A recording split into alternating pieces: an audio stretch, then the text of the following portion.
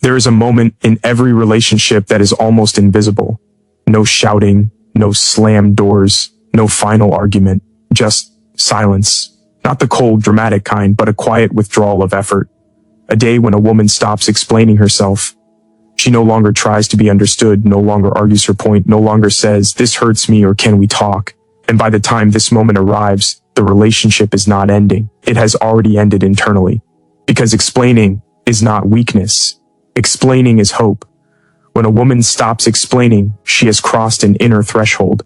Tonight, we explore why that moment matters, what leads to it, and why it is almost always irreversible.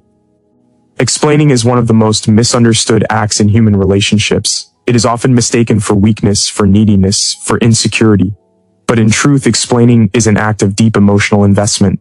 A person does not explain themselves to someone they have already given up on. They explain because, somewhere inside, they still believe that understanding is possible, that connection can be restored, that the bond has not yet been lost. When a woman explains her feelings, she is not merely offering words. She is offering access to her inner world. She is saying, without saying it directly, "This matters to me. You matter enough for me to try again." Each explanation requires courage, because it risks dismissal. Each attempt to clarify a feeling is a wager placed on the relationship itself. And every time that wager is ignored, something within her quietly erodes. Human beings are wired to seek recognition. The psyche does not suffer most from pain itself, but from pain that goes unseen. When a woman explains, she is asking for her inner experience to be acknowledged, not fixed, not debated, but seen. This is why explanations are often repeated. Not because she enjoys repetition, but because the message has not yet landed. The mind returns to unfinished emotional business the same way it returns to unresolved dreams. What is not integrated comes back again and again, asking to be understood. Consider a woman who says, "When you disappear for days, I feel unimportant." At first, she says it calmly, later with more emotion, eventually with frustration. Each repetition marks a deeper investment, not a lesser one. She is spending emotional energy because she believes the relationship is still worth the cost. Explaining, in this sense, is not about the other person at all. It is about her commitment to meaning she is trying to preserve, something she feels slipping away. Over time, however, a dangerous realization begins to form. She notices that her words change, but the response does not. The explanations grow clearer, but the understanding does not deepen. At this point, the psyche begins to register a painful truth. Effort is no longer producing connection. And when effort no longer leads to meaning, the soul experiences fatigue. Psychologically, this fatigue is not simple tiredness. It is existential. The inner voice begins to ask, why am I translating my pain into language for someone who does not listen? This question marks a subtle turning point. Explaining now feels less like communication and more like self-exposure without safety. The very act that once symbolized hope starts to feel like self-betrayal. Many people misunderstand what happens next. They assume that when she stops explaining, she has become cold or indifferent overnight. But the opposite is true. She stops explaining because she has felt too much for too long.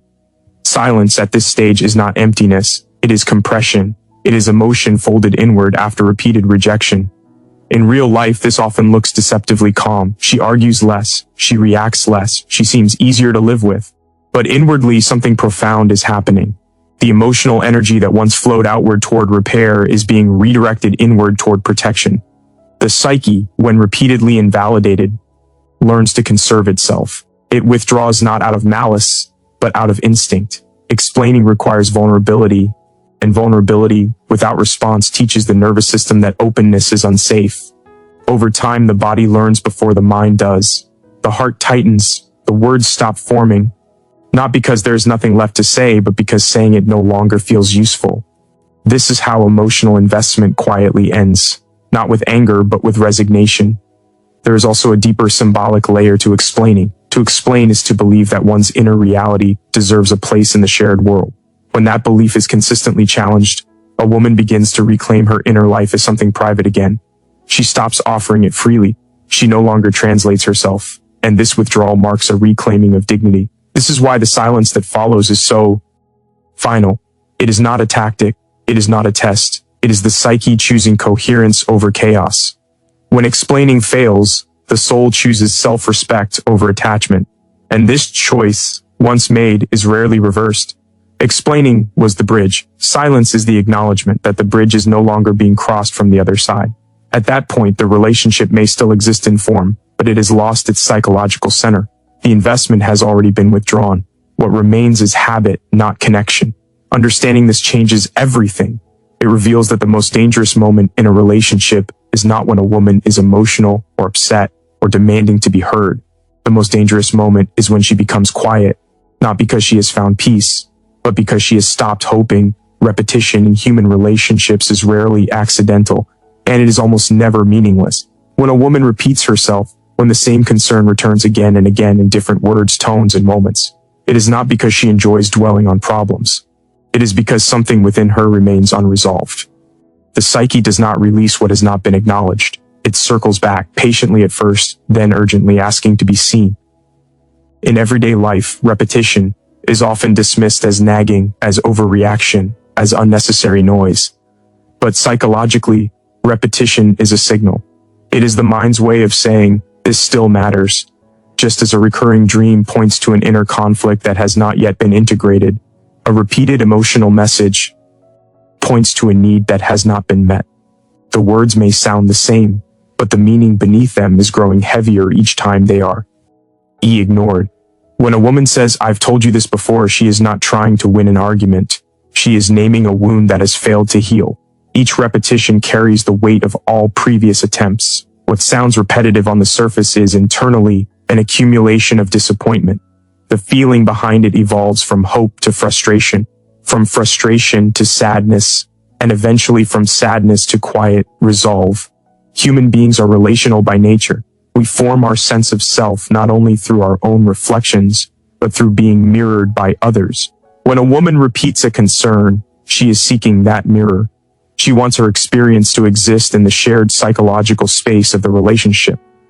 Without that mirroring, her inner world begins to feel invisible, and invisibility is one of the most painful states the psyche can endure. Consider a simple, common scenario.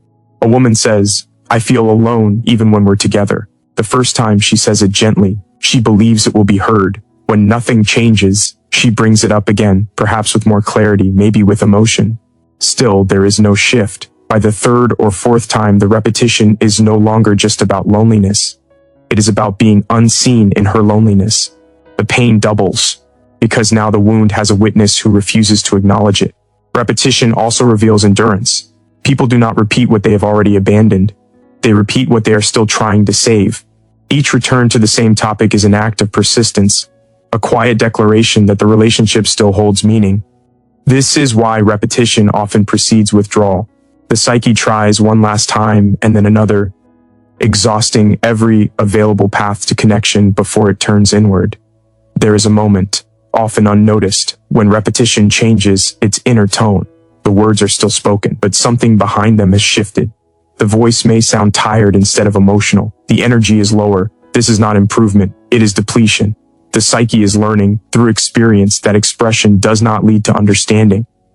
And when expression loses its purpose, silence begins to feel more honest. From a psychological perspective, unresolved emotions behave like pressure. If they cannot move outward and be met, they compress inward. This compression does not disappear, it transforms. What was once expressed openly becomes internalized, shaping beliefs, expectations, and eventually decisions. Repetition, then, is the psyche's attempt to prevent this internal collapse by seeking resolution in the relationship itself. But when repetition is repeatedly dismissed, something profound happens. The woman begins to recognize a pattern, not just in behavior, but in meaning. She realizes that her words are not being misunderstood, they are being deprioritized. This realization cuts deeply because it reframes the situation. The issue is no longer communication, it is value. At this stage, repetition becomes painful rather than hopeful. Each time she speaks, she feels a little smaller, a little more exposed. The act of repeating herself starts to feel like pleading for recognition, and no healthy psyche can remain in that position for long without protecting itself. So one day, the repetition stops. Not because the issue is resolved, but because repeating it has begun to erode her sense of self. Silence enters not as punishment, but as boundary. It is the psyche's way of saying, I will not continue to offer what is not being received. Those who misunderstand this silence often feel blindsided later. They say, "She never said it was that serious." But she did. Many times, in many ways. The seriousness was spoken repeatedly until it no longer felt safe to speak at all. Repetition was the warning. It was the signal flare sent up again and again before the ship quietly changed course. To understand repetition is to understand that love does not withdraw suddenly. It withdraws after every attempt to be heard has been exhausted. And by the time the noise stops, the decision has already begun to take root in silence. Silence is often mistaken for calm, for maturity, for the end of conflict. In relationships, it is praised as emotional control, as proof that things have finally settled. But there is a deeper psychological truth that is frequently overlooked. Silence is not always peace. Very often, silence is withdrawal. And withdrawal is what happens when the psyche no longer believes that engagement will lead to understanding. At first, a woman speaks. She explains, she questions, she reacts. Her emotions are visible because she is still invested. Emotional expression, even when intense, is a sign of life. It means the relationship still occupies her inner world. Conflict in this phase is not the enemy of love. Indifference is, and silence does not begin as indifference, it begins as exhaustion. The human mind is designed to seek equilibrium. When repeated efforts to restore balance fail, the psyche adapts. It learns to reduce exposure to pain by reducing participation. Silence emerges not as a strategy, but as a reflex. It is the nervous system stepping back from a source of repeated disappointment. This is why silence often follows a long period of emotional expression. It is preceded by arguments, by tears, by attempts to explain what hurts and why. Each of those attempts carries hope within it. When hope is consistently unmet, the psyche quietly recalibrates. It concludes that speaking no longer changes anything. And so it stops. From the outside, this silence can look like growth. She is no longer reactive. She no longer pushes for conversations. She seems calmer, more self-contained. But internally, something crucial has shifted. The emotional energy that once flowed toward the relationship has been redirected inward. What appears as peace is often detachment in its early stages. Silence is protective. It creates distance between the self and the source of pain. When a woman becomes silent, she is not punishing the other person. She is preserving herself. The psyche cannot remain open indefinitely in an environment where openness leads to dismissal. Over time, it learns that withdrawal is safer than vulnerability. There is a particular quality to this silence that distinguishes it from healthy quiet. It is not warm. It is not relaxed. It is restrained. Words are held back, not because there is nothing to say, but because saying it feels pointless. The inner dialogue continues, but it is no longer shared. The relationship loses access to her inner life. In everyday situations, this might look small. She stops correcting misunderstandings. She no longer explains why something bothered her. She responds briefly instead of deeply. These are not signs of acceptance. They are signs of disengagement. Each unspoken thought marks a step further inward. Psychologically, this is a critical phase. Withdrawal allows the psyche to regain a sense of control. When engagement has led to repeated injury, disengagement restores agency. Silence becomes a boundary, even if it is never announced as one. It draws a line where words once stood. Many people only recognize the danger of silence when it is too late. They assume that because there is less conflict, there is more harmony. But harmony requires presence, not just the absence of noise. A relationship without emotional exchange may function on the surface, but internally it is already hollowing out. There is also grief embedded in this silence. A woman does not withdraw lightly. She withdraws after mourning the loss of being understood while still inside the relationship. This is a private grief, often invisible to others. She grieves the version of the connection she hoped for, the one she tried to reach through words. As silence deepens, something else changes. She begins to observe rather than participate. She notices patterns without commenting on them. This observational distance is significant. It marks the psyche's preparation for separation, whether physical or emotional. One cannot leave what one has not first stepped back from internally. This is why, when the relationship eventually ends, it often feels sudden to the other person. They did not hear the internal dialogues. They did not see the slow retreat of emotional investment. They only noticed the final step, not the long journey that led to it. Silence in this sense is not an absence of feeling. It is feeling that is turned inward for survival. It is the soul conserving itself after learning that expression leads to harm. What looks like calm is often the stillness of something that has already begun to let go.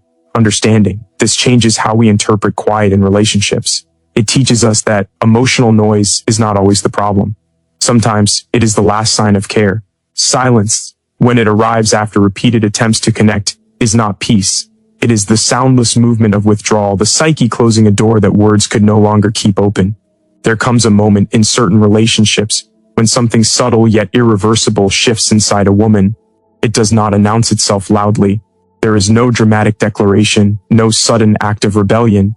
Instead, it arrives quietly as an inner recognition, a realization that forms not in anger but in clarity. This is the psychological turning point where self-respect begins to outweigh attachment. At the beginning of attachment, the instinct to preserve the bond dominates. A woman explains herself, compromises, waits, and often doubts her own perceptions. She tells herself that love requires patience, that understanding takes time, that if she adjusts a little more, speaks a little softer, asks a little less, the connection will stabilize. Attachment encourages endurance. It convinces the psyche that holding on is proof of loyalty and depth. During this phase, the inner dialogue is gentle toward the other and harsh toward the self. She asks, "Am I too sensitive? Am I expecting too much? Maybe this is just how relationships are." These questions do not come from weakness, but from a deep desire to belong. The psyche is trying to preserve meaning, even if it means absorbing discomfort. But discomfort, when sustained, transforms. Emotional pain that is repeatedly unacknowledged does not remain passive. It begins to challenge the psyche's sense of dignity. Slowly, almost imperceptibly, another voice emerges. It does not shout, it does not accuse. It simply asks, "Why am I the only one carrying this?" This question marks the turning point. It reframes the entire experience. The problem is no longer whether the relationship can be saved, but whether the self can continue to be diminished in the process of saving it. Attachment seeks connection at almost any cost. Self-respect asks what that cost truly is. Psychologically, this shift is profound because it reorganizes priorities. The psyche moves from seeking validation externally to restoring coherence internally. What once felt tolerable begins to feel misaligned. The woman notices how often she adjusts her boundaries, how often she swallows her truth to maintain peace. And for the first time, peace no longer feels peaceful. It feels expensive. In everyday life, this turning point may show itself in small changes. She pauses before responding. She no longer rushes to fix misunderstandings. She begins to sit with her feelings instead of immediately translating them into explanations. These are not signs of withdrawal yet. They are signs of evaluation. The psyche is reassessing what it has been giving and what it has been receiving. There is often guilt at this stage. Attachment resists being loosened. It warns her that choosing herself is selfish, that wanting reciprocity is unreasonable, that walking away would mean failure.